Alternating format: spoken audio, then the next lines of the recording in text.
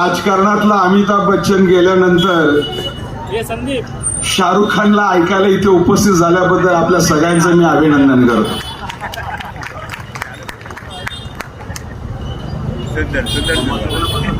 बृहन्मुंबई महानगरपालिकेची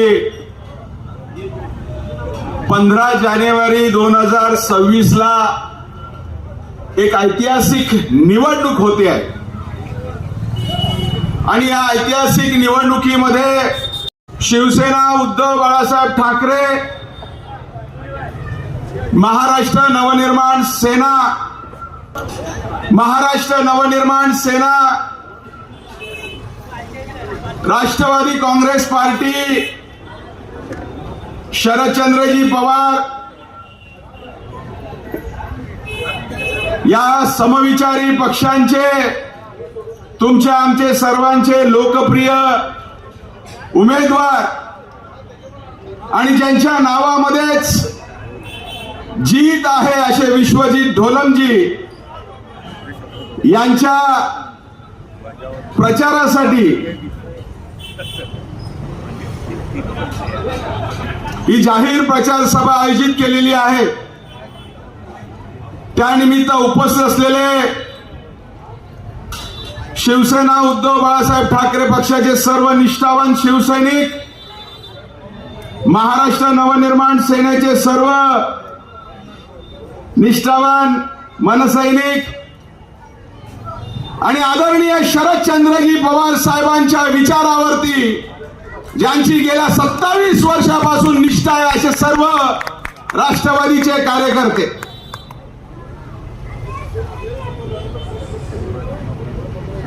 मला एकाने प्रश्न विचारला, ढोलमताई, की मुंबई कोणाची? ड्रेनेज लाईनचे पेपर सर्व दिले होते, इंजिनियर आला होता. ही मुंबई त्यांनी खाली करत होते. ज्यांनी 105 हुतात्मे देऊन आपलं बलिदान केलं त्या हुतात्म्यांची आहे. प्लॅन पण आणून दिले. ही मुंबई त्या लालबागच्या गिरणी कामगारांमध्ये काम करणाऱ्या त्या कामगारांची आहे. ही मुंबई ज्या हातगाडी ओढून आपला पोटाचा प्रपंच चालत होता त्या हातगाडी ओढणाऱ्या कर्मचाऱ्यांची आहे. ही मुंबई महाराष्ट्राच्या कानाकोपऱ्यामधून आलेल्या सर्व महाराष्ट्राची आहे. आणि डॉक्टर बाबासाहेब आंबेडकरांनी जो अधिकार दिलाय त्या अधिकाराचा वापर करून भारताच्या कानाकोपऱ्यातून आलेल्या सर्व भारतीय नागरिकांची आहे. या ठिकाणी ज्यांनी सलग 3 वेळा या विक्रोळी विधानसभेची हॅट्रिक केली, या विक्रोळी विधानसभेवरती ज्यांची पुण्याई आहे, एक जादूई आहे, ते सन्माननीय आमदार, डॅशिंग आमदार सन्माननीय सुनील भाऊ राऊत साहेब आलेले आहेत. जरा जोरदार टाळ्यावरून त्यांचं स्वागत करायचं आहे. कारण राजकारणात आल्यापासून मी नियतीला मानायला लागलो ढोलमताई. जे आपल्या नशिबात असतं ना ते मिळतं आणि काही स्वप्न आपण बघायची असते ती स्वप्न नक्कीच पूर्ण होतात. आज मला विनोद शिंदे साहेबांचा फोन आला की जाहीर प्रचार सभा या. तर आज संदीप देशपांडे साहेबांचं दर्शन झालं.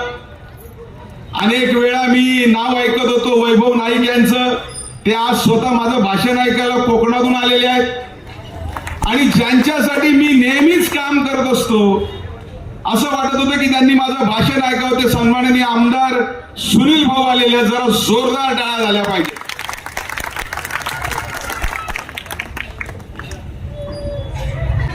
खरं तर आम्ही किती दिवसांपासून वाट बघत होतो वैभव नाईक साहेब. तुम्ही जो पण घेतला होता की जोपर्यंत मी त्या माणसाला हलवत नाही तोपर्यंत ती शपथ तुम्ही पूर्ण करून घेतली. आज तुम्ही येण्याच्या आधी मी सांगत होतो की ही मुंबई कोणाची आहे. ही मुंबई त्या कोकणातून आलेल्या कोकणवासियांची आहे. ही मुंबई उत्तर महाराष्ट्रामधून आलेल्या त्या सर्व जळगावकर, नंदुरबारकर या लोकांची आहे. पश्चिम महाराष्ट्रामधून आलेल्या पुणेकरांची आहे, कोल्हापूरकर नंदुरबारची आहे, साताराची आहे, सोलापूरची आहे, सांगलीची आहे, मराठवाड्यातून आलेल्या जालना, संभाजीनगर, छत्रपतीनगर यांची आहे आणि विदर्भातून आलेल्या सगळ्या नागपूर, अमरावतीकरांची आहे. या 10-12 वर्षामध्ये असा प्रश्न कधी आमच्या मनामध्ये आला नव्हता ही मुंबई कोणाची. आम्ही करायचो ही मुंबई मराठ्यांची आहे, ही मुंबई मराठी माणसांची आहे. पण आता कुठेतरी या मराठी माणसाच्या स्वाभिमानाला आता दिवसायचा प्रयत्न चाललेला आहे. पण आम्हाला एक अभिमानाने सांगतो, ज्या वेळी या मुंबईतल्या मराठी माणसाला कोणी दिवसण्याचा प्रयत्न केला तर आमच्या समोर एकच चित्र येतं, ते म्हणजे हिंदू हृदय सम्राट शिवसेना प्रमुख बाळासाहेब ठाकरे यांचं. कारण 1956 साली जेव्हा गुजरात आणि महाराष्ट्र राज्याची निर्मिती झाली तेव्हा जाणून बुजून ही मुंबई महाराष्ट्र न देण्याचा प्रयत्न झाला आणि ही मुंबई कशी मिळाली फारुखभाई, हा सगळा इतिहास आमच्या समोर आहे. तरी सुद्धा ही मुंबई महाराष्ट्रापासून बाजूला ठेवायची आहे. पण ज्या वेळी संकट निर्माण होतात त्यावेळी अवतारी पुरुष निर्माण होतो, जन्माला येतो. तो अवतारी पुरुष म्हणजे हिंदू हृदय सम्राट शिवसेना प्रमुख बाळासाहेब ठाकरे आले ते जन्माला. आणि 1966 साली शिवसेनेसारखी ही संघटना निर्माण झाली आणि बाळासाहेबांच्या उभ्या हयातीपर्यंत कोणाची हिंमत नाही झाली की मुंबई कोणाची विचारायची. आणि त्याच तोडीने पक्षप्रमुख सन्माननीय उद्धव साहेब असतील, मराठी हृदय सम्राट हिंदू जननायक राजसाहेब असतील आणि आदरणीय शरदचंद्रजी पवार असतील, त्यांनी वेळोवेळी सांगितले की ही मुंबई मराठी माणसाची, ही महाराष्ट्राची आहे. ज्यांच्या साह्याने तुम्ही वाढलात त्यांचाच अपमान करताय तुम्ही. अरबी समुद्रामध्ये छत्रपती शिवाजी महाराजांचं स्मारक निर्माण होणार. निवडणुका आला की छत्रपती शिवाजी महाराज तुम्हाला आठवतात आणि निवडणुका झाल्यानंतर छत्रपती शिवाजी महाराजांच्या नावावरती इथे आमची मनं कलुषित करतात.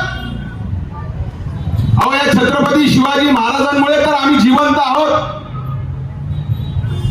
किती वेळ तुम्ही राजकारण करणार आहात? हा प्रश्न माझ्यासारख्या तरुणांना पडलेला आहे आणि त्या प्रश्नाचं उत्तर ही निवडणूक देणार आहे. बिहारची निवडणूक झाली, त्या बिहारच्या निवडणुकीमध्ये एक तरुण आमदार निवडून आली आणि तिने सरळ सांगितलं, जर सरकारने 10,000 रुपये जर त्या महिलांच्या खात्यात दिले नसते तर आम्ही निवडून आलो नसतो. आणि सोशल मीडियावरती वैभव नाईक मी एक रील बघितली. एक बायको सांगते, जो नवरा पूर्ण पगार आम्हाला देतो त्या नवऱ्याचं आम्ही ऐकत नाही आणि सरकार 1,500 रुपये देतं, आम्ही कसं काय ऐकायचं? अहो, जरा थोडा जरी ते विचार करावा, त्या 1,500 काय होतं. 1200 रुपयाचा सिलेंडर आहे, 600 रुपयाचं लाईट बिल आहे, 1000 रुपयाचं पाण्याचं बिल आहे. त्या 1,500साठी आपलं मत विकता तुम्ही? त्यांना विचारा, त्या 1,500पेक्षा ही महागाई कमी कर, आमचं जीवन सुरक्षित कर, स्त्रियांवर होणारे अत्याचार कमी करा, आमच्या मुलांना रोजगार द्या, हे विचारा तुम्ही. हे विचारल्यावर त्यांच्याकडे उत्तर नाहीये. माझी आपल्या सगळ्यांना विनंती आहे, बोलण्यासारखं भरपूर काय आज इथे वैभव नाईकची आहेत, सगळे आलेले आहेत. मी माझ्या तरुण मित्रांना सांगेल, या राजकारणामध्ये विचार बाजूला राहिला, काय बाजूला राहिला मला माहिती आहे. बाजूला राहिला फक्त आता एवढंच विचारतात की पैसे काय झाले. या 15 दिवसाच्या पैशाच्या वरती आपलं आयुष्य बर्बाद करू नका. आपल्या समोर असे ध्येय ठेवा की त्या ध्येयाने आपलं जीवन उज्ज्वल झालं पाहिजे आणि ज्यांनी आपल्याला जन्म दिला त्या आई वडिलांची मान सदैव अशी उंच राहिली पाहिजे. यासाठी तुम्ही सगळ्यांनी प्रयत्न करा, एवढंच या ठिकाणी सांगतो. आणि जाता जाता या विजयामुळे आपल्याला काय मिळणार आहे? या विजयामुळे आपल्याला शक्ती मिळणार आहे, शांती मिळणार आहे आणि करुणा मिळणार आहे. शक्ती अशासाठी मिळणार आहे की आपण एक चांगले निर्णय घेऊया लोकांसाठी.